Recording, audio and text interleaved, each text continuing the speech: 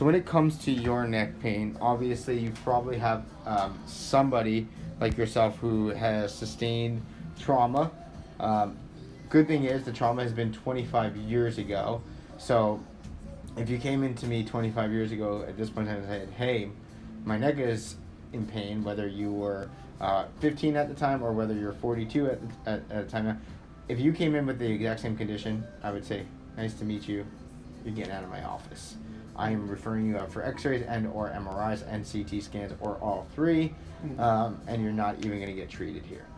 Luckily, that was 25 years ago. You've been living with this for quite a while. There's probably no indication that this is a big red flag at this point in time, especially the fact that you're not having any what we call neurologic signs or symptoms. I kind of pulled back on your arm a little bit, and what I'm trying to do is take all the nerves that are in your neck, and I'm trying to stretch the heck out of them to the point where they don't like that. So any nerve that's pissed off, upset, unhappy, irritated does not like to be irritated any further. So these nerves I tried to stretch down and I could not affect them. What I try to do is put your head and neck through some ranges of motion. You actually had a little bit more restriction on the right side with like bending this way and kind of doing these lateral bends. And then as a result, what I saw there on I guess within your posture is that because that's why I asked if you sit for a living, because you can kind of see that you're kind of developing what we call dowager's hump, where you get slightly larger there, and then the neck kind of like goes a little further. If we think about normal biomechanics, if we have a bowling ball, which is roughly the weight of a human head, and we kind of draw a line like that, it's pretty easy to hold the bowling ball here. As we pull it out forward more, we have a lot more of that tension, and the backside of the muscles have to work a little harder. So you don't develop this dowager's hump over a week, month, or a year. It usually takes years to do.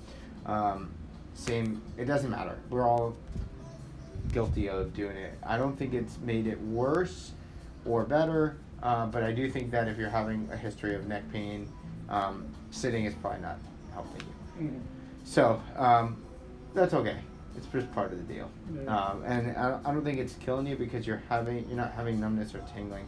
If you had any of that stuff or the neurologic issues, it'd be some of the issues. So I think a lot of this pain and discomfort that you're having, it's rightful for you to say, I think I might have to live with it.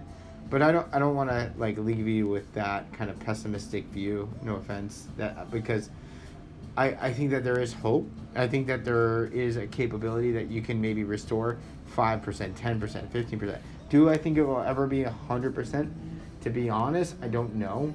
But if I had to say yes or no, probably not 100%.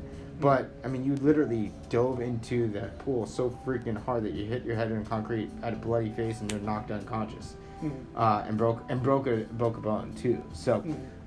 What makes me think I'm going to get it better today, tomorrow, or even next year? What makes me think that that's going to happen too? But if we improve our posture, maybe loosen up some of the soft tissue muscles, and really take some pressure off of it, I think you might be able to find a little bit more relief.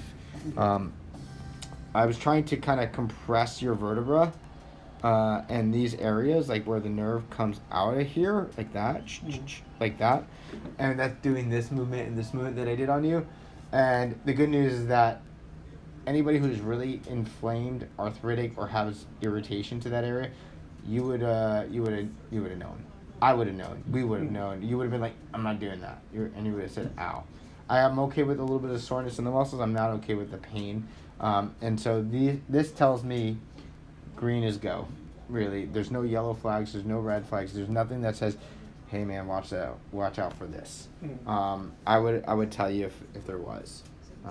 There's no point there. So I think in terms of your case, it's fairly straightforward. You just have a person like yourself who hasn't gotten much treatment, never got really chiropractic before. You've had a major injury to your neck, and it's just time for somebody to actually work on it a little bit and kind of help your mobility a little bit. So what I like to do in